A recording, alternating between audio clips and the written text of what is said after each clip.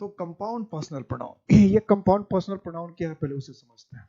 Compound ये personal pronoun है, उसमें हमने क्या किया, कुछ कंपाउंड कर दिया है। तो इसको ऐसे समझ सकते हैं कि जो पर्सनल प्रोनाउन है, जो पर्सनल प्रोनाउन है, जो भी पर्सनल प्रोनाउन है, उसमें अगर कुछ कंपाउंड किया जाए, देखते हैं पहले एक कंपाउंड वर्ड सुना होगा, देखिए कुछ हॉस्पिटल वगैरह में आप सुनते होंगे कंपाउंडर कंपाउंडर।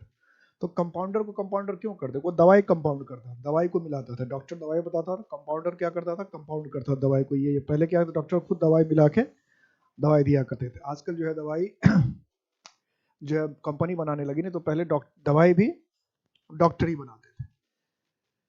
तो कंपाउंड का मतलब हुआ कुछ ऐड करना, कंपाउंड का मतलब हुआ कुछ जोड़ना, कुछ मिलाना। तो इसका मतलब पर्सनल प्रोनाउन में अगर कुछ हम कंपाउंड कर देंगे, कुछ ऐड कर देंगे, कुछ जोड़ देंगे, तो वो बन जाता है compound personal pronoun. Compound personal pronoun. अगर कंपाउंड पर्सनल प्रोनाउन में हमने कुछ ऐड किया, कुछ जोड़ा, तो जो भी कंपाउंड पर्सनल प्रोनाउन है, पर्सनल प्रोनाउन है, अगर उसमें हम ऐड क्या करते हैं वो देखना है। तो हम पर्सनल प्रोनाउन में जनरली क्या करते हैं, ऐड करते हैं सेल्फ। क्या ऐड करते हैं, सेल्फ। अगर सिंगुलर है तो सेल्फ ऐड करते हैं, ठीक है। सिंगुलर में क्या ऐड करते हैं, सिंगुलर कोई प्रोनाउन है तो सेल्फ ऐड करते हैं। और अगर कोई प्लूरल प्रोनाउन है, प्लूरल कोई है, तो उसमें क्या ऐड करना चाहिए, सेल्फ का प्लूरल क्या लिखवाया था नंबर चैप्टर में, सेल्व्स। सिंगुलर है तो सेल्फ पढ़ चुके हम लोग नंबर में कि SELF सेल्फ क्या होता है, सिंगुलर होता है। और अगर कोई प्लूरल है तो उसमें सेल्फ नहीं जोड़ेंगे, क्योंकि सेल्फ तो सिंगुलर है, प्लूरल जोड़ना पड़ेगा। तो एफ को हटाकर हम क्या करते हैं, सेल्फ्स। मैंने बताया था कि 12 या 13 वर्ड्स है, इसमें एफ बदल के क्या होता है, VES होता है, उसमें सेल्फ भी था। तो सेल्फ या सेल्फ जोड़ देने से जो वर्ड बनता है उसको हम लोग कंपाउंड पर्सनल प्रोनाउन कहते हैं। कंपाउंड पर्सनल प्रोनाउन इसलिए कहते हैं कि जनरली पर्सनल प्रोनाउन में ही ये जोड़ा जाता है, सेल्फ पर्सनल प्रोनाउन। जैसे पिछली क्लास में हमने पर्सनल प्रोनाउन के कई लिस्ट पर है, तो जरा उसको हम देखते हैं कंपाउंड पर्सनल प्रोनाउन क्या क्या हो सकता है। पहले समझ में आ गया, इसको हिंदी में लिखना है तो हिंदी में लिख सकते हैं कि पर्सनल प्रोनाउन में सेल्फ या सेल्फ्स को ऐड करने से कंपाउंड पर्सनल प्रोनाउन बन जाता है। ये लिख सकते हैं कि पर्सनल प्रोनाउन में सेल्फ या सेल्फ्स अगर ऐड किया जाता है, जोड़ा जाता है, तो वो पर्सनल प्रोनाउन बन जाता है। या अगर इंग्लिश में लिखना है तो इंग्लिश में लिख सकते हैं कि व्हेन सेल्फ और selves is added to a personal pronoun, it becomes a compound personal pronoun। लिखना वैसे जरूरी नहीं, मैं बोल इसलिए देता हूँ कि लिखना है तो लिखो, क्योंकि डिफिनेशन तो कहीं पूछता नहीं। लेकिन मान लो कभी आपको लगे कि हमें भी इंग्लिश पढ़ाना या किसी और को बताना, तो उसके लिए ये काम आएगा, तो अपना आराम से लिख सकते हो। वीडियो को थोड़ा सा रोक कर उसको लिख सकते हो, व्हेन सेल्फ और selves is added to a personal pronoun, it becomes a compound personal pronoun. Clear है। तो सिंगुलर प्लस सेल्फ, अब इससे वर्ड क्या बना जरा उसको लिख लेते हैं हम लोग। जैसे माई आपने पढ़ा था कि फर्स्ट पर्सन का, मैं अभी कुछ वर्ड लिखने जा रहा हूँ, ऐसे लिखते जा रहा हूँ। आपको जो अच्छा लगे बुरा लगे तो आप मुझे बताइएगा कि इसमें कौन सा सही है कौन सा गलत हो सकता है। जैसे हमने लिखा my self, yourself, your selves, him self, his self, itself, oneself, one selves,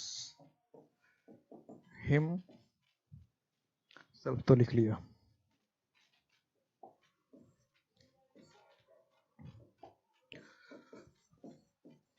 them self, them selves, ourself, our selves। तो myself, yourself, yourselves, himself, his self, itself, oneself, oneselves, themself, themselves, ourself और ourselves. ये वो word है, ये वो word है जो उसको मैंने कंपाउंड पर्सनल प्रोनाउन की लिस्ट में लिखा है। अब मेरा अगला सवाल ये है कि ये सारे के सारे क्या है? कंपाउंड पर्सनल प्रोनाउंस है।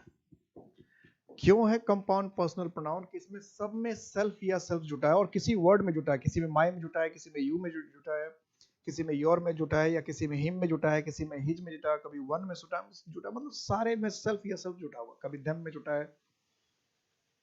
तो आपको ये बताना है कि क्या इसमें से कोई ऐसा वर्ड है जो मैंने गलत लिखा है, जो मुझे लिखना नहीं चाहिए, या जो कंपाउंड पर्सनल प्रोनाउन नहीं है, और चूंकि थोड़ी सी मुझे कम इंग्लिश आती है तो मैंने गलती से लिख दिया है, और आपको वो समझ में आ रहा है कि सर ने ये गलती से लिख दिया है।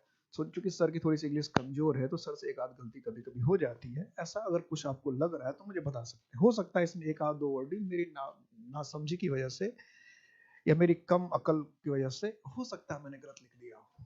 कभी कभी हो जाता है शॉर्ट टर्म मेमोरी लॉस। तो मान लीजिए कि मेरा शॉर्ट टर्म मेमोरी लॉस हो गया और मैंने कुछ इसमें ऐसा वर्ड लिख दिया जो पर्सनल प्रोनाउन है ही नहीं। तो अगर कोई ऐसा वर्ड है तो आप लिख दीजिए। मैं देखता हूं कि क्या सचमुच मेरा शॉर्ट टर्म मेमोरी लॉस हो गया है क्या, कुछ सचमुच मैंने इसमें गलत लिखा है क्या, जरा बताइएगा। कोई वर्ड ऐसा है जो आपको गलत लग रहा है? मैं आपके सामने से हट भी रहा हूं ताकि आप आराम से पढ़कर मुझे बता सके कि इसमें मैंने कौन सा ऐसा वर्ड है जो गलत लिखा है। कौन सा ऐसा वर्ड है जो मैंने गलत लिखा? हो सकता है, जरूरी नहीं कि मैंने गलत लिखा ही हो सकता है ना भी लिखा हो, लेकिन हो भी सकता है लिखा भी हो। फटाफट फटाफट फटाफट बताइए, फटाफट बताइए, फटाफट बताइए, फटाफट बताना है भाई, फटाफट बताना है।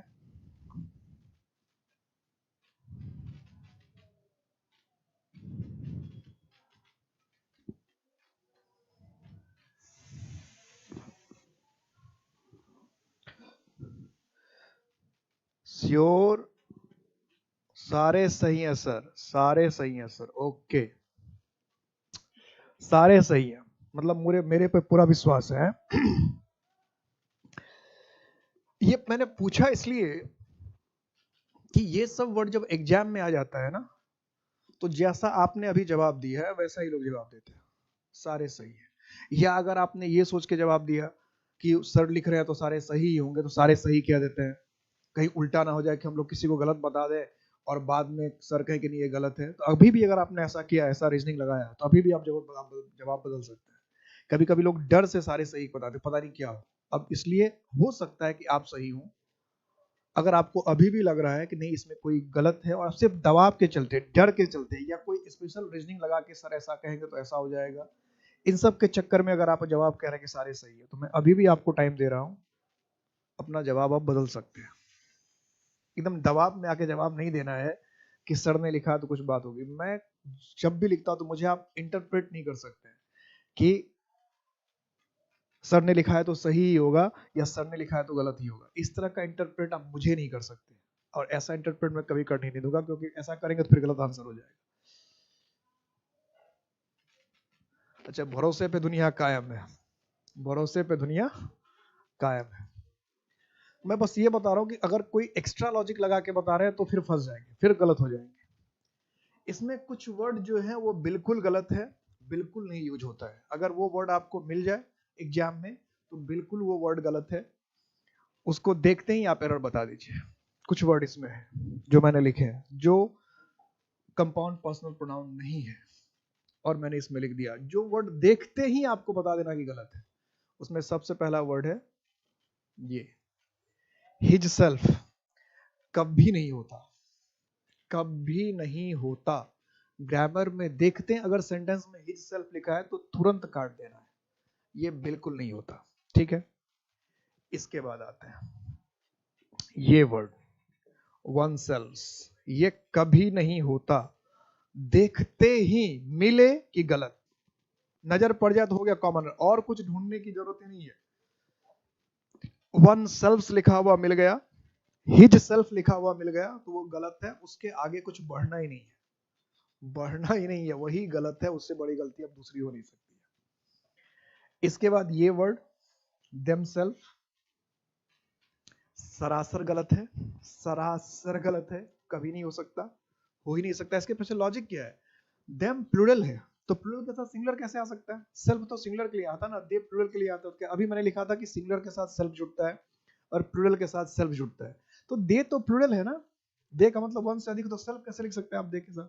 इसी तरह से वन, वन का इस्तेमाल तो एक के लिए होता है, तो वन के लिए आप प्लूरल सेल्फ से कैसे लिख सकते हैं? कैसे लिख सकते हैं? लिख ही नहीं सकते। तो वन चूंकि सिंगुलर के लिए आता है तो सेल्फ हो ही नहीं सकता है, और दे प्लूरल के लिए आता है तो उसके साथ सिंगुलर जुड़ ही नहीं सकता। एक से अधिक के लिए आप सेल्फ कैसे लिखेंगे? एक से अधिक के लिए सेल्फ भी यस होना चाहिए। और इसी तरह से ये भी पक्का गलत है, क्योंकि आवर का मतलब क्या? वी। आवर का मतलब वी, मतलब एक से अधिक, एक से अधिक के लिए आवर आता है। सिंगुलर आई है और मोर देन वन है, तो हम लोग क्या वी की बात करते हैं, मोर देन वन के लिए वी की बात करते हैं। तो जब मोर देन वन के लिए हम वी की बात करते हैं तो आवर प्लूरल हुआ ना, तो प्लूरल तो सेल्फ कैसे आएगा? एक से अधिक के लिए सेल्फ कैसे आएगा? एक के अधिक तो सेल्फ आना चाहिए, तो क्या होगा? ये भी गलत है।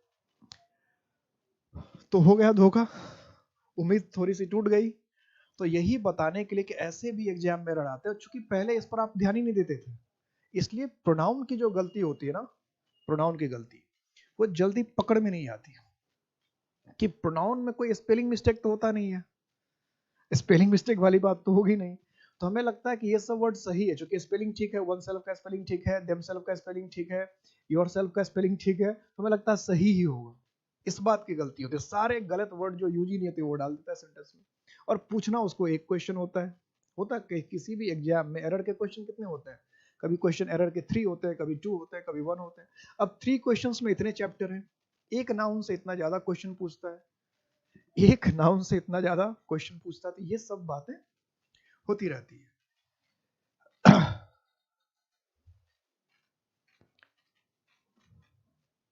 क्या कोई प्रॉब्लम है? क्या क्या कोई प्रॉब्लम है?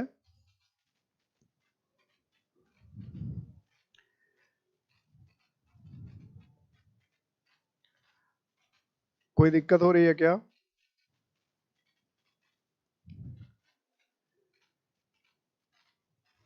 आप लोग का कमेंट एनी डेस्क लग रहा है कोई चेंज कर रहा है?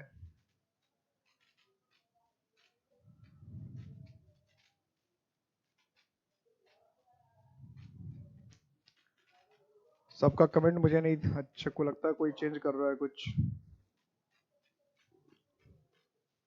एक मिनट में देखता हूँ, कोई लगता है एनी डेस्क के साथ कुछ चेंज कर रहा है।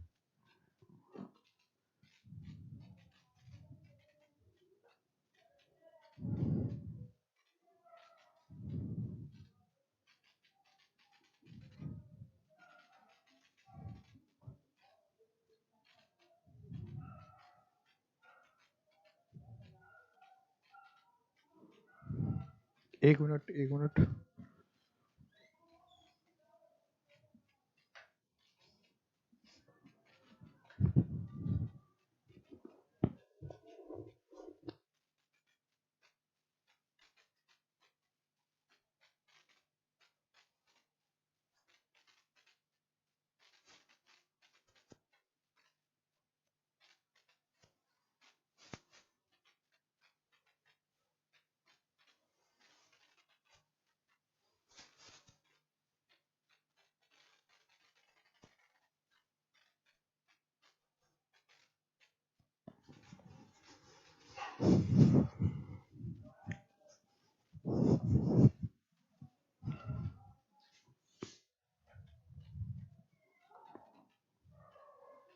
शूटिंग चेंज कर रहे हो सब कुछ এখন ले।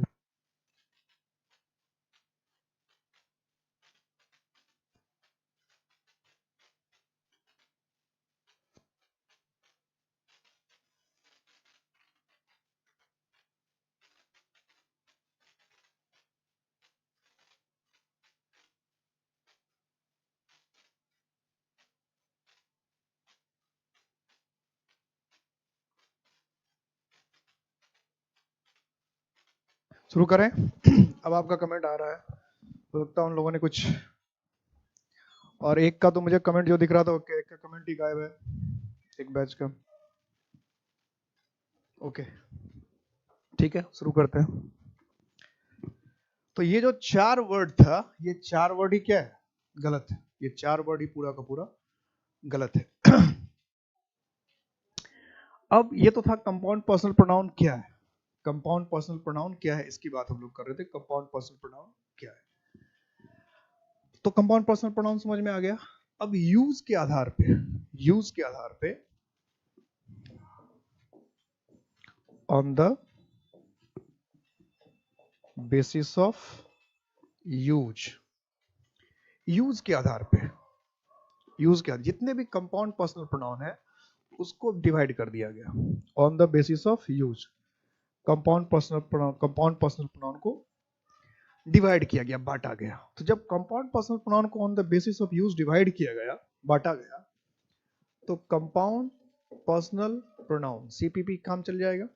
कंपाउंड पर्सनल प्रोनाउन, ये यूज के आधार पर देखा गया कि कंपाउंड पर्सनल प्रोनाउन को सेंटेंस में हम 2 तरह से यूज करते हैं, और उस यूज के आधार पर इसका एक नाम रखा गया रिफ्लेक्सिव प्रोनाउन, और दूसरा रखा गया एम्फैटिक प्रोनाउन। एक रिफ्लेक्सिव और एक एम्फैटिक, ठीक है। क्या नाम रखा गया, एक रिफ्लेक्सिव नाम रखा गया और एक एम्फैटिक नाम रखा गया। रिफ्लेक्सिव और एम्फैटिक, रिफ्लेक्सिव और एम्फैटिक। अब इसे समझना है। यानी कंपाउंड पर्सनल प्रोनाउन को ही हम लोग 2 नाम देते हैं। एक नाम देते हैं रिफ्लेक्सिव और दूसरा नाम देते हैं एम्फैटिक। एक देते हैं रिफ्लेक्सिव और एक नाम देते हैं एम्फैटिक। तो कुछ कंडीशन होगा कि एक ही के 2 नाम है। एक ही व्यक्ति को हम भाई कहते हैं, फिर कोई उसको चाचा कहता है, कोई उसको ताऊ कहता है, कोई उसको नाना कहता है। तो कुछ ना कुछ लॉजिक होगा, कुछ ना कुछ कारण होगा, कुछ ना कुछ बात होगी। तो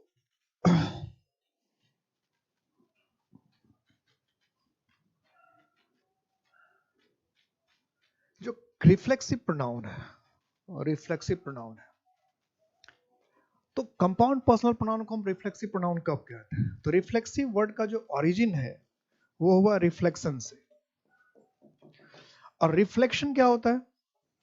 तो रिफ्लेक्शन में जो ऑब्जेक्ट हमारे सामने होता है वही रिफ्लेक्ट होता है। रिफ्लेक्शन में तो वही होता है, जो ऑब्जेक्ट सामने वो हमारे क्या होता है, रिफ्लेक्ट हो जाता है, वो हमारे सामने आया तो दोबारा से, इसको कहते हैं रिफ्लेक्शन। तो रिफ्लेक्सिव प्रोनाउन में जनरली रिफ्लेक्शन होता है, कोई ऑब्जेक्ट हमारे सामने तो वो सामने आया तो वो दिख जाता है, उसको रिफ्लेक्शन कहते हैं रिफ्लेक्सिव प्रोनाउन में। तो रिफ्लेक्शन का मतलब यहां पर क्या हुआ? तो यहां पर रिफ्लेक्शन का मतलब होता है, यह साइन तो आपने केमिस्ट्री में यूज किया ही होगा, रेसिप्रोकल रिएक्शन का, कि कभी कभी क्या होता है कि सब्जेक्ट, अब सब्जेक्ट क्या होता है हमें पता है, ऑब्जेक्ट क्या होता है हमको पता है। जो डूअर है उसको सब्जेक्ट कहते हैं, जो सफरर उसको ऑब्जेक्ट कहते हैं। तो कई बार क्या होता है, कई बार ऐसा होता है कि जो सब्जेक्ट है और जो ऑब्जेक्ट है, यानी जो काम को करने वाला है और उस काम से जो प्रभावित होने वाला है, काम को जो करने वाला है और उस काम से जो प्रभावित होने वाला है, दोनों एक ही होता है। जो काम को करने वाला होता है, हो सकता है वही काम से प्रभावित भी हो जाए, ऐसा होता है। काम को करने वाला भी वही है और काम से प्रभावित होने वाला भी वही है, जबकि काम करने वाला कोई और होना चाहिए, प्रभावित होने वाला कोई और होना चाहिए, सब्जेक्ट कोई और होना चाहिए, ऑब्जेक्ट कोई और होना चाहिए। लेकिन कई बार ऐसा होता है कि जो काम करता है प्रभाव भी उसी पे पड़ता है। जैसे मान लो आप सेविंग कर रहे हो, तो सेविंग करेंगे तो सेविंग आप ही कर रहे हो, और सेविंग करते करते अपना गाल काट लो तो आप ही का गाल कटेगा। नाखून काट रहे हो, नाखून काटते काटते आप उंगली काट लो तो काटने वाले भी आप, उंगली कटी भी आप ही की। सब्जी काट रहे हो, सब्जी काटते काटते आप अपना उंगली काट लो तो काटने वाले भी आप और उंगली भी कटी आप ही की, यानी सब्जेक्ट भी आप और ऑब्जेक्ट भी आप। कई बार कैसे होता है, कभी चल रहे होते हैं और दीवार से हम टकरा जाए, तो सब्जेक्ट भी हम, ऑब्जेक्ट भी हम, चल तो हम ही रहे थे और उसका असर भी, टकराने का असर भी हम ही भी पड़ा, कोई और तुमको टकरा नहीं, सिर्फ पकड़ के धक्का तो नहीं मार दिया। तो कई बार ऐसा होता है कि जो सब्जेक्ट होता है वही रिफ्लेक्ट करके ऑब्जेक्ट हो जाता है, या सब्जेक्ट के काम का रिफ्लेक्शन ऑब्जेक्ट पे आता है, या सब्जेक्ट पे ही आ जाता है, या सब्जेक्ट के काम का रिफ्लेक्शन जो पड़ता है ऑब्जेक्ट, वो ऑब्जेक्ट सब्जेक्ट ही होता है। यानी सब्जेक्ट के काम का रिफ्लेक्शन सब्जेक्ट पे ही आ जाता है, सब्जेक्ट के काम का रिफ्लेक्शन सब्जेक्ट पे आ गया। तो सब्जेक्ट के काम का रिफ्लेक्शन अगर सब्जेक्ट, यानी जो सब्जेक्ट जिसने काम किया अगर प्रभावित भी वही हुआ, कोई दूसरा नहीं हुआ, तो ऐसे केस में फिर ऑब्जेक्टिव केस का इस्तेमाल नहीं होना चाहिए, फिर रिफ्लेक्सिव प्रोनाउन आता है। जैसे अगर हमको कहना है कि आई हर्ट मी, तो ये सेंटेंस गलत हो गया। अगर हम कहते हैं आई हर्ट मी, तो ये सेंटेंस गलत हो गया। यही है रिफ्लेक्सिव प्रोनाउन कि आई हर्ट मी आप नहीं कह सकते कि मैंने खुद को नुकसान पहुंचा। मी ऑब्जेक्टिव केस है, मी ऑब्जेक्टिव केस है, मी सफरल में यूज करते हैं, लेकिन मी तब यूज करते हैं जब डूअर कोई और हो। अगर हमको ये लिखना है कि यू हर्ट मी, इसकी बात अभी नहीं करते, इंफेटिक प्रोनाउन रखे, सारा इंफेटिक है, इसको रिफ्लेक्सिव प्रोनाउन हेडिंग दे देंगे और रिफ्लेक्सिव प्रोनाउन में पढ़ेंगे हम लोग। रिफ्लेक्सिव प्रोनाउन इसको देख रहे हैं, ठीक है कि हम लोग अब रिफ्लेक्सिव प्रोनाउन को पढ़ रहे हैं, इंफेटिक प्रोनाउन बाद में पढ़ेंगे, अभी रिफ्लेक्सिव प्रोनाउन देख रहे हैं। तो रिफ्लेक्सिव प्रोनाउन में क्या हो गया कि रिफ्लेक्शन हो गया और सब्जेक्ट और ऑब्जेक्ट एक ही हो गया। तो अगर हम कहते हैं यू हर्ट मी, तो ये सही है, इसमें कोई दिक्कत नहीं। क्यों नहीं दिक्कत है भाई? कि उसमें सब्जेक्ट कोई और है, यू है, और ऑब्जेक्ट कोई और है। तो एग्जाम में ऐसे ही क्वेश्चन पूछता है आई हर्ट मी, और उस समय हमें पता नहीं चलता है कि सेंटेंस हमारा सही है या गलत है, उस समय पता नहीं चलता है, हमें ध्यान रखना लगता है ठीक है। तो आई हर्ट मी सरासर गलत हो गया। ग्रामर कहता है कि जो सब्जेक्ट है अगर वही ऑब्जेक्ट हो गया तो हमें कौन सा प्रोनाउन यूज करना चाहिए? Reflexive pronoun. जो सब्जेक्ट है अगर वही ऑब्जेक्ट है, जिसने काम किया है अगर उसी पे प्रभाव पड़ गया, कोई दूसरा नहीं है, तो फिर हमें ऑब्जेक्टिव केस की जरूरत नहीं है, फिर हमें ऑब्जेक्टिव केस की जरूरत नहीं है, फिर हमें रिफ्लेक्सिव प्रोनाउन की जरूरत है जो ऑब्जेक्ट का काम करेगा, जो दिखाएगा। रिफ्लेक्सिव प्रोनाउन ही दिखाता है कि जो रिफ्लेक्ट कर रहा है कि सब्जेक्ट और ऑब्जेक्ट रिफ्लेक्ट हो गया, सब्जेक्ट और ऑब्जेक्ट रिफ्लेक्ट हो गया, ठीक है, सब्जेक्ट और ऑब्जेक्ट रिफ्लेक्ट हो गया। तो आई हर्ट मी, तो आई हर्ट मी तो क्या हो जाएगा? I hurt myself, I hurt myself, I hurt myself, ठीक है, आई हर्ट माई सेल्फ। समझ में आ गई बात? आई हर्ट मी लिखा तो गलत हो गया। अगर हम लिखते हैं, क्लियर है यार, कि मैंने खुद को घायल किया, आई हर्ट माई सेल्फ का मतलब है कि मैंने खुद को घायल कर दिया, मैंने खुद को नुकसान पहुंचा दिया, मैंने खुद को जख्म पहुंचा दिया। तो अगर हम लिखते हैं, अगर हमने ऐसा कभी लिखा दे wounded themselves, तो ये बिल्कुल क्या है? सही है। They wounded themselves, इसका मतलब क्या है कि उन्होंने खुद को घायल किया है। घायल करने भी वाले वही है और घायल हुए भी वही है, घायल करने वाले भी वही है और घायल हुए भी वही है। अब इसमें कोई पूछेगा ये कौन सा प्रोनाउन है, तो कहेंगे रिफ्लेक्सिव प्रोनाउन है। और कोई पूछेगा क्यों है रिफ्लेक्सिव प्रोनाउन, तो कहेंगे रिफ्लेक्सिव प्रोनाउन जो है, जब जो सब्जेक्ट है वही ऑब्जेक्ट होता है तो हम उसको रिफ्लेक्सिव प्रोनाउन कहते हैं। जिसने काम किया है, प्रभावित भी अगर वही हुआ है, जिसने काम किया अगर असर भी उसी पे पड़ा है, तो इसी को हम लोग रिफ्लेक्सिव प्रोनाउन कहते हैं। इसी को हम लोग, जो काम किया हो, असर भी अगर उसी पे पड़ा हो, तो इसी बात को हम लोग कहते हैं रिफ्लेक्सिव प्रोनाउन। इसी बात के लिए हम रिफ्लेक्सिव प्रोनाउन का यूज करते हैं, तभी रिफ्लेक्सिव प्रोनाउन का यूज करते हैं। हमने कहा यू हेल्प योरसेल्फ, तो ये भी सही है, और हम लिखते हैं यू हेल्प योर सेल्फ, तो ये भी सही है, दोनों सही है। बस डिफरेंस क्या है कि इसमें सिंगुलर के लिए आया, सिंगुलर के लिए आया। सिंगुलर का मतलब क्या है? एक व्यक्ति को कह रहे तुम अपनी मदद खुद करो, तुम अपनी मदद खुद करो। एक व्यक्ति को कह रहे तो teach help, you help yourself, या तुम अपनी मदद खुद करते हो। अब 10-20 लोग हैं और कहते हैं तुम लोग अपनी मदद खुद करो। एक तो कहते हैं तुम या आप अपनी मदद खुद कीजिए, आप अपना मदद स्वयं कीजिए, और एक कहता है कि आप लोग अपनी मदद खुद कीजिए। यानी 2-4-5 लोग हैं, सबको कह रहे हैं कि आप लोग अपनी मदद खुद कीजिए, आप लोग अपनी मदद खुद कीजिए। तो आप लोग मदद अपनी अगर खुद कीजिए अगर हम कहते हैं तो या अपने आप कीजिए, तो प्लूरल हो गया। इसका मीनिंग क्या हो? यू हेल्प योरसेल्फ, तब लिखेंगे यू हेल्प योरसेल्फ, ये हो गया प्लूरल के लिए। यानी यहाँ पर जो ये प्लूरल है वो कौन है? यू जो है वो प्लूरल, एक से अधिक के लिए है, और यहाँ जो यू है वो क्या है? सिंगुलर है, एक के लिए आया है। एक के लिए आया तो योरसेल्फ, और एक से अधिक तो योरसेल्व्स। यहाँ मीनिंग रखिएगा कि जितने भी कंपाउंड पर्सनल प्रोनाउन है, जितने भी, चाहे वो माई सेल्फ हो, चाहे आई सेल्फ हो, चाहे माई सेल्फ हो, चाहे हिमसेल्फ हो, चाहे हर सेल्फ हो, कोई भी हो। हर सेल्फ लिखा था कि नहीं लिखा था? My self, himself, itself, one self. हाँ, मुझे लगा था कि हर सेल्फ छूट गया, चलो हर सेल्फ लिखते हैं इसमें। हरसेल्फ, अभी जैसे हरसेल्फ मैंने बोला तो मुझे क्या कि हरसेल्फ लिखा नहीं था। देखिए इसको कहते हैं मेमोरी, कि मुझे लगा कि हरसेल्फ, जैसे हरसेल्फ का नाम आया दिमाग में आया कि हरसेल्फ लिखा था कि नहीं लिखा था, मुझे लगा कि नहीं लिखा था, बिल्कुल सही बात है, नहीं लिखा था, तो हरसेल्फ भी जोड़ लेना है। तो मेरा पक्का पता नहीं कहीं लिख रखा, मुझे लगा था नहीं लिखा है, नहीं लिख रखा हरसेल्फ। तो जब सब्जेक्ट ऑब्जेक्ट एक ही है तो हमें किसी दूसरे ऑब्जेक्टिव केस का इस्तेमाल नहीं करना है, रिफ्लेक्सिव प्रोनाउन का इस्तेमाल करना है, ये बात समझ में आनी चाहिए। और यही मुद्दा है समझने का, यही मुद्दा है समझने का। इसलिए देखिएगा कभी कभी बुक लिखा, बुक में आता है, किसी किसी बुक का नाम होता है टीच योरसेल्फ, होता है ना। तो टीच योरसेल्फ बुक का नाम क्यों होता है? क्योंकि कहता है अपने आप को खुद पढ़ाओ, यानी कोई आपको दूसरा नहीं पढ़ा, टीच योरसेल्फ कि खुद को पढ़ाओ। और जितने भी कंपाउंड पर्सनल प्रोनाउन हैं, जितने भी कंपाउंड पर्सनल प्रोनाउन है, उसका जो हिंदी मीनिंग होता है वो हिंदी मीनिंग होता है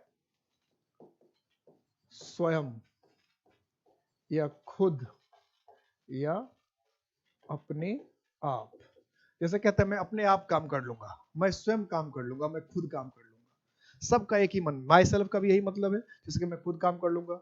योर सेल्फ का मतलब भी वही है, तुम खुद काम कर लोगे। हिमसेल्फ का मतलब भी वही है, खुद स्वयं, कि वो अपने आप काम कर लेगा, वो खुद काम कर लेगा। तो मीनिंग सबका एक ही है लेकिन अलग अलग है। मैं के लिए जब स्वयं का इस्तेमाल होना तो माई सेल्फ, तुम के लिए स्वयं या खुद का इस्तेमाल होना तो योर सेल्फ, ही के लिए अगर इस्तेमाल होना है तो हिमसेल्फ, सी के लिए अगर इस्तेमाल होना है स्वयं खुद तो हर सेल्फ। तो हिंदी मीनिंग वही है, स्वयं या खुद, लेकिन सब्जेक्ट के हिसाब से बदलता जा रहा है। गौर करने की ये बात है ना, कि हिंदी में वही कहते हैं मैं स्वयं, तुम स्वयं। अब लिखना है तो लिख सकते हैं, मैं स्वयं तो आई माई सेल्फ, तुम स्वयं तो यू योर सेल्फ, वह स्वयं तो ही हिमसेल्फ, अगर वह महिला है तो सी हर सेल्फ, वे लोग स्वयं या खुद तो दे देमसेल्व्स, हम लोग स्वयं तो वी आवर सेल्व्स। ठीक है, कोई निर्जीव चीज है और वह खुद कर रहा है, इट इटसेल्फ। ठीक है, तो हिंदी वही रहना है, स्वयं खुद या अपने आप, लेकिन सब्जेक्ट के हिसाब से बदलता जाएगा। यानी एक स्वयं या खुद के इंग्लिश कम से कम 10 से 12 है, यही मतलब हो गया ना, कि एक जो स्वयं वर्ड है हिंदी का, एक जो है खुद जो वर्ड है, खुद उर्दू का वर्ड है, या अपने आप जो है ये हिंदी का वर्ड है, और खुद उर्दू का वर्ड है। तो इन तीनों का जो है इंग्लिश कई है, चाहे माई सेल्फ, चाहे योर सेल्फ, चाहे योर सेल्फ, हिमसेल्फ, हरसेल्फ। यहां तक क्लियर है? अब एक चीज में और ध्यान रखना है, एक चीज जो इससे एरर आएगा वो है कि reflexive pronoun cannot be used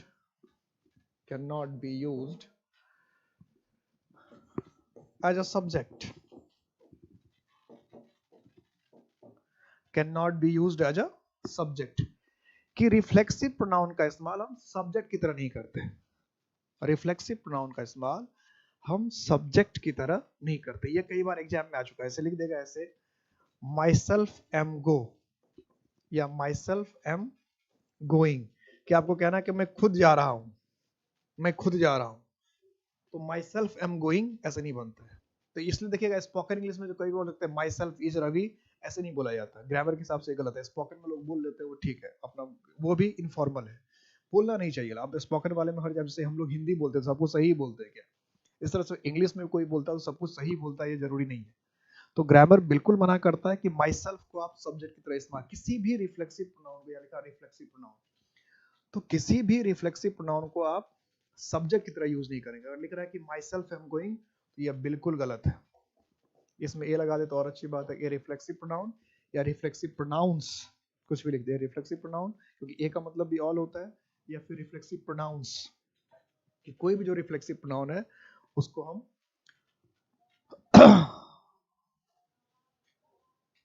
subject की तरह यूज नहीं कर सकते। तो माई सेल्फ एम गोइंग लिख रहे तो गलत है, माई सेल्फ के लिए क्या लिखेगा, आई एम गोइंग। ठीक है, क्या लिखना पड़ेगा, क्योंकि सब्जेक्ट के लिए फर्स्ट पर्सन में क्या था, आई था, सब्जेक्ट के लिए फर्स्ट पर्सन में क्या था, आई था। तो माई सेल्फ एम गोइंग लिखना सरासर गलत है। क्लियर हो गया? ये है रिफ्लेक्सिव प्रोनाउन, पहले पहचानना था। दो ही काम है रिफ्लेक्सिव प्रोनाउन का, ज्यादा यूज नहीं है, और इसी से गलती आती है। एक काम क्या है कि सब्जेक्ट ऑब्जेक्ट जब सेम हो तो हमको रिफ्लेक्सिव प्रोनाउन के अलावा कोई दूसरा वर्ड यूज नहीं करना है। एग्जाम में क्या करेगा कि सब्जेक्ट ऑब्जेक्ट एक रखेगा, सब्जेक्ट ऑब्जेक्ट एक होगा, और रिफ्लेक्सिव प्रोनाउन का इस्तेमाल नहीं करेगा, ऐसी गलती पूछेगा। ठीक है, दूसरी बात क्या ध्यान रखना है, दूसरी बात क्या देखना कि रिफ्लेक्सिव प्रोनाउन को हम सब्जेक्ट की तरह यूज नहीं करते। अब इसमें तीसरा का था कब, देखो आज पढ़ने पढ़ने जैसे पिछले देख रहे हैं ना कि मैंने आपको यही बात कही थी कि कभी कभी एक पूरे क्लास में हम लोग एक प्रोनाउन पढ़ते हैं और कभी एक क्लास में ही 3 प्रोनाउन पढ़ गए। जैसे आज के क्लास में देखो तीसरा प्रोनाउन पढ़ रहे हैं हम लोग, इम्फेटिक प्रोनाउंस पे भी आ गए, 3 खत्म हो गया। तो ऐसा ही है, कुछ प्रोनाउन जो 1 से 1.5 क्लास लेगा, कुछ एक ही क्लास में 2 खत्म हो जाएंगे, ऐसा भी है। ठीक है, तो बात की बात है।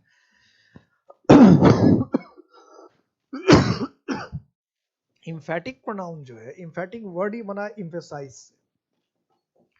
तो इम्फेसाइज मतलब जोर डालना, यानी कभी जो ये खुद वर्ड है या स्वयं वर्ड है, ये इम्फेसाइज करने के लिए यूज करते हैं, जोर डालने के, मैं खुद पढ़ लूंगा, या कहते हैं मैं खुद सब्जी काट लूंगा। तो काटेंगे तो आप सब्जी, यानी सब्जेक्ट है और अलग है, मैं खुद उसको पीटूंगा, तो मैं हो गया सब्जेक्ट और जिसको पीटेंगे वो हो गया ऑब्जेक्ट। तो यहाँ जो खुद का इस्तेमाल कर रहे हो किसके लिए, इम्फेसाइज करने के लिए, जोर डालने के लिए, कोई और नहीं पीटेगा मैं पीटूंगा, यही तो होगा, मैं खुद तुम्हें पढ़ाऊंगा। तो इसका मतलब तुम्हें और कोई नहीं पढ़ाएगा मत, यानी सिर्फ इम्फेसाइज कर रहे हैं कि पढ़ा तो आपको कोई और भी सकता है, लेकिन मैं कहना जब मैं खुद इम्फेसाइज कर, अब मैं तुमको ही पीटूंगा। तो इसका मतलब क्या, सब्जेक्ट ऑब्जेक्ट एक तो नहीं है, सब्जेक्ट कोई और है, ऑब्जेक्ट कोई और है। आप इम्फेसाइज कर रहे हैं कि मैं किसी और को नहीं पीटूंगा, तुम्ही को पीटूंगा। ठीक है, या मैं तुम्ही को पढ़ाऊंगा, मतलब इसका मतलब क्या, हम जोर डाल के हम और कोई आएगा पढ़ने तो मैं उसको नहीं पढ़ाऊंगा। तो या तो सब्जेक्ट ऑब्जेक्ट अलग है, मैं पढ़ाने वाला हूँ, आप पढ़ने वाले हैं, लेकिन मैं कह रहा हूँ कि मैं ही पढ़ाऊंगा, इसका मतलब मैं दूसरे को पढ़ाने नहीं दूंगा, सिर्फ एम्फेसाइज कर रहा हूँ। या मैं कह रहा हूँ आप ही को पढ़ाऊंगा, इसका मतलब कोई और है जाकर पढ़ने तो मैं उसको नहीं पढ़ाऊंगा, सिर्फ एम्फेसाइज तो करना हुआ, सब्जेक्ट ऑब्जेक्ट तो अलग है। तो इम्फेटिक प्रोनाउन का इस्तेमाल हम करते हैं सिर्फ एम्फेसाइज करने के लिए। तो पता कैसे लगा कि इम्फेटिक प्रोनाउन है कि रिफ्लेक्सिव प्रोनाउन, तो इम्फेटिक प्रोनाउन में जनरली सब्जेक्ट ऑब्जेक्ट अलग अलग होता है, यही है पता करने का तरीका कि सब्जेक्ट अलग ऑब्जेक्ट अलग। तो जैसे हम कहते हैं कि I myself teach you, तो यहां तो साफ साफ दिख रखा है ना कि आई हो गया सब्जेक्ट और यू हो गया ऑब्जेक्ट। तो सब्जेक्ट और ऑब्जेक्ट अगर अलग अलग सेंटेंस में साफ साफ दिख रहा है तो माई सेल्फ, यही माई सेल्फ अब क्या कहलाएगा, इम्फेटिक कहलाएगा, क्योंकि यहां सब्जेक्ट अलग है और ऑब्जेक्ट अलग है। ठीक है, और दूसरी बात, जब रिफ्लेक्सिव प्रोनाउन रहता है तो ये ऑब्जेक्ट वर्ब के तुरंत बाद आएगा, ये भी ध्यान रखना है। जब रिफ्लेक्सिव प्रोनाउन होता है तो वो जनरली ट्रांसिटिव वर्ब के तुरंत बाद आता है, आप चाहे तो लिख सकते हैं, ये ध्यान रखने के लिए, एक्स्ट्रा ध्यान रखने के लिए आप लिख सकते हैं कि रिफ्लेक्सिव प्रोनाउन जो होता है जनरली, रिफ्लेक्सिव प्रोनाउन जो होता है जनरली, रिफ्लेक्सिव प्रोनाउन जनरली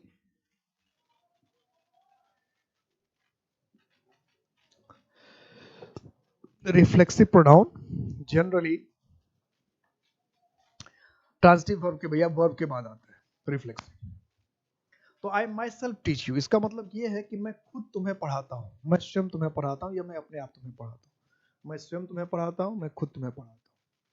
अब इसी सेंटेंस को अगर हम ऐसे हिंदी भी लिख लीजिएगा, आई माई सेल्फ टीच यू का मतलब मैं खुद तुम्हें पढ़ाता हूँ, मैं स्वयं तुम्हें पढ़ाता हूँ। और अगर हम ऐसे लिखें कि आई टीच यू योर सेल्फ या योर सेल्व्स, योर सेल्फ भी हो सकता है और योर सेल्फ भी हो सकता है, योर सेल्फ और योर सेल्व्स। सिंगुलर किसी एक को कहेंगे कि मैं तुम्हें कोई पढ़ाता हूं तो योर सेल्फ, और ढेर सारे लोग अगर हैं 10-20 लोग हैं, कहते मैं तुम्ही सब लोग को पढ़ाता हूं, यानी और किसी लोग को नहीं पढ़ाता हूं, तो योर सेल्व्स। क्लियर?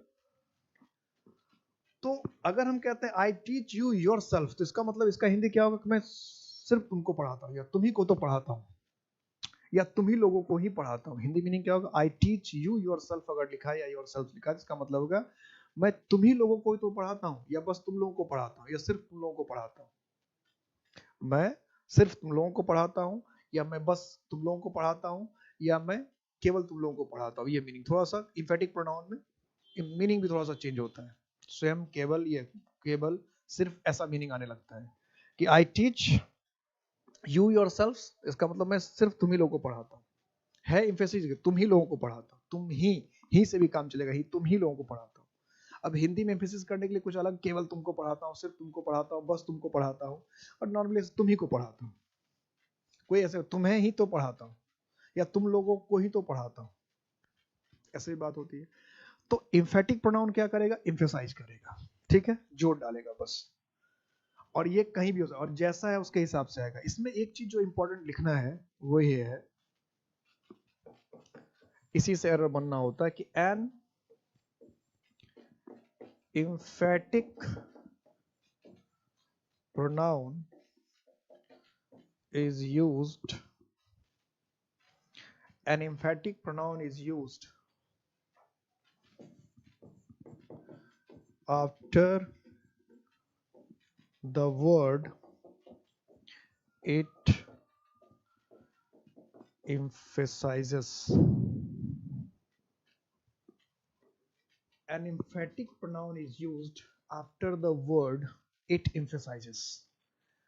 इसका मतलब क्या है कि emphatic pronoun का यूज हम उसी वर्ड के साथ करते हैं जिसको ये emphasize करता है। An emphatic pronoun is used after the word it emphasize. इसको हिंदी में लिखना तो ये लिखेंगे कि emphatic pronoun जिस वर्ड को emphasize करता है उसके बाद लिखा जाता है। emphatic pronoun जिस वर्ड को emphasize करता है उसके बाद लिखा जाता है, या उसी के बाद लिखा जाता है। या emphatic pronoun का यूज उस वर्ड के बाद करते हैं जिसके बाद ये लिखा जाता है, उसी वर्ड के बाद करते हैं जिसके बाद ये लिखा जाता है। emphatic pronoun जिस वर्ड के बाद लिखा जाता है, या एक emphatic pronoun का यूज हम जिसको emphasize करते हैं उसके तुरंत बाद करते हैं, या उसी के साथ करते हैं। जिसको emphasize करते हैं उसी के साथ करते हैं। emphatic pronoun का इस्तेमाल जिसको हम emphasize करते हैं उसी के साथ करते हैं। ये दिमाग में रखना है, ये ध्यान में रखना है। जैसे इसको एग्जाम्पल से ही समझिए, जैसे यही लिख रखा था, तो आई को emphasize करना था तो आई के बाद ही तो रखे माई सेल्फ को, और जब यू को emphasize करना था तो योर सेल्फ यू के बाद ही तो रखा। तो यही तो कहा कि emphatic pronoun is used after the word it emphasize। जिस वर्ड को emphasize करता है उसके बाद आता है, उसी के साथ आता है। जिस इसको ऐसे भी समझ सकते हैं, emphatic pronoun उसी वर्ड के साथ। अभी रिफ्लेक्सिव pronoun में क्या बताया था, रिफ्लेक्सिव जिसको रिफ्लेक्ट करता है उसके साथ नहीं आता है, वर्ब के बाद आता है, ऑब्जेक्ट की जगह पे आता है, क्योंकि उसको बताना कि सब्जेक्ट ऑब्जेक्ट एक ही है। तो रिफ्लेक्सिव प्रोनाउन जनरली ऑब्जेक्ट की जगह पे आता है, यानी वर्ब के बाद आता है, क्योंकि उसका काम ही है ये बताना कि सब्जेक्ट ऑब्जेक्ट एक है।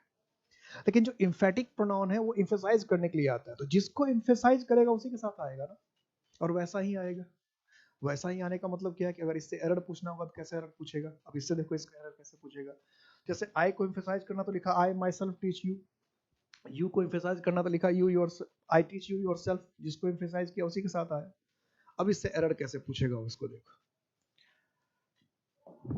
जैसे सेंटेंस पूछ दिया, जैसे हमने लिखा an emphatic pronoun used after the word it emphasise, आपको सेंटेंस लिख देगा I teach him myself, I teach him my self.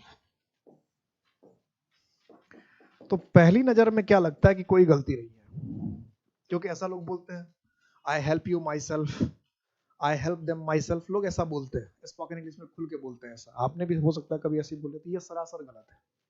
क्यों गलत है? कि अगर आप एम्फसाइज करना चाह रहे हैं आई को, तो माई सेल्फ को इतनी दूर रखेंगे, ही जो हिंदी में लगाते, तो जिस वर्ड को एम्फसाइज करते मैं ही, तुम ही, उसी के साथ रखते हैं कि ही कहीं रख देंगे। मैं आता हूं ही, ये कोई मतलब है? मैं आता हूं ही कोई होगा तो कोई सेंस नहीं। तो जहां जिसको एम्फसाइज करेंगे उसे एक साथ रखेंगे। अगर आपको ये कहना था कि मैं ही, मैं स्वयं पढ़ाता हूं, मैं तो माई सेल्फ को यहां रखने का क्या मतलब है? और अगर आप ये कहना चाहते थे कि मैं तुम्हें उससे ही पढ़ाता हूं, बस उससे पढ़ाता हूं और किसी को नहीं पढ़ाता, बस उसे पढ़ाता हूं उसके अलावा किसी को नहीं पढ़ाता, तो ही को माई सेल्फ कैसे एम्फसाइज करेगा? क्योंकि अभी मैं बता रहा था कि आई के लिए माई सेल्फ है, यू के लिए योर सेल्फ है, ही के लिए हिमसेल्फ है, सी के लिए हर सेल्फ, यही तो बता रहा था, ये बता रहा था। तो माई सेल्फ हिम को कैसे एम्फसाइज करेगा? इसका मतलब इस सेंटेंस में गलती हो गई। और गलती की, अब इसको यहां से उठा के यहां नहीं ला सकते। अगर आई को यहाँ पे लाएंगे तो ए में भी गलती हो जाएगी, सी में भी गलती हो जाएगा। इसका मतलब सामने वाला जो था एम्फसाइज करना चाहता था हिम को, तो यहाँ पर माई सेल्फ की जगह क्या करके आना चाहिए? हिमसेल्फ, कि आई टीच हिम हिमसेल्फ, कि मैं बस उसे ही पढ़ाता हूँ और किसी को नहीं पढ़ाता। I myself, I teach him himself. और अगर माई सेल्फ शुरू में कर लेंगे तो सेंटेंस वो भी बनेगा। जैसे हम ये भी लिख सकते हैं कि I myself teach him. Sentence ये भी सही है कि मैं खुद उसे पढ़ाता हूं, लेकिन इसका करेक्शन ये नहीं हो सकता, क्योंकि अगर इसका करेक्शन ये करेंगे माई सेल्फ को अगर उठा के हम यहाँ लाएंगे तो आई ए में भी गलती हो गया ना, और सी में भी गलती हो गया, तो इसलिए हम ऐसा करेक्शन नहीं कर सकते। इसलिए हमें क्या देखना पड़ेगा, हमें ये भी देखना पड़ता है करेक्ट करने के बाद सेंटेंस का सेंस भी आए, तो हमें लिखना पड़ेगा आई टीच हिम हिमसेल्फ। ठीक है, ऐसे एरर में आएगा, यहां से अगर क्वेश्चन आएगा तो ऐसे आएगा। तो इम्फेटिक प्रोनाउन और रिफ्लेक्सिव प्रोनाउन पे जोर रखिएगा, क्वेश्चन खूब बनता है। आज हमने 3 प्रोनाउन पढ़े, कंपाउंड पर्सनल प्रोनाउन पढ़ लिया, इम्फेटिक प्रोनाउन पढ़ लिया, रिफ्लेक्सिव प्रोनाउन, और ये इससे क्वेश्चन पूछता है, इसलिए ध्यान रखना। और क्वेश्चन ऐसा ही, ये तीनों अगर बात आपने समझ लिया तो इसका काम खत्म हो गया। कुछ प्रोनाउन और है जो बहुत छोटे छोटे हैं, जैसे रेसिप्रोकल प्रोनाउन है, डिस्ट्रीब्यूटिव प्रोनाउन है, ये सब एक्सक्लेमेटरी प्रोनाउन है, ये सब छोटे छोटे प्रोनाउन है। ये कंपाउंड प्रोनाउन से अभी 3-4 प्रोनाउन और जो है छोटे और है, और उसके बाद 3-4 लंबे भी, 3 प्रोनाउन तो लंबे है ही, एक तो डेमोन्स्ट्रेटिव, एक इंटरोगेटिव और एक रिलेटिव, और एक थोड़ा सा इंडेफिनिट भी जो है, तो कभी इंडेफिनिट प्रोनाउन भी थोड़ा सा लंबा होता है। 3-4 प्रोनाउन थोड़े से लंबे, यानी 4 प्रोनाउन छोटे हैं, 4 प्रोनाउन मोटे हैं, हम लोग पढ़ेंगे उसको नेक्स्ट क्लास में, हम लोग उसको पढ़ेंगे।